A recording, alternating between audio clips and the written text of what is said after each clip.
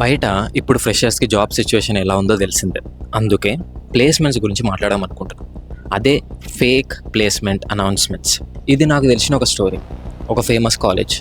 Fee తీసుకోవడంలో ఎంత ఫేమస్సో placements విషయంలో అంతే ట్రాన్స్‌పరెన్సీ ఉంటది. మేనేజ్మెంట్ సీట్ రావాలంటే 2-3 లక్షల వరకు కట్టాల్సిందే.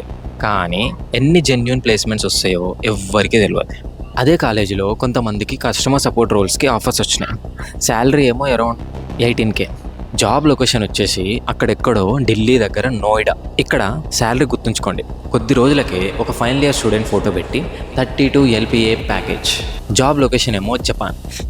పేరెంట్స్ ఏమో లాక్స్ కడుతున్నారు, స్టూడెంట్స్ ఏమో ఇయర్స్ స్పెండ్ చేస్తున్నారు.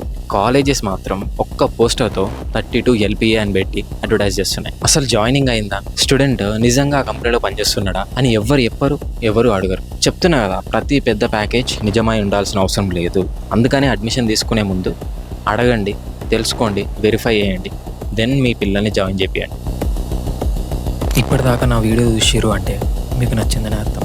సో ఒక లైక్ చేసి మా ఛానల్ని ఫాలో చేయండి.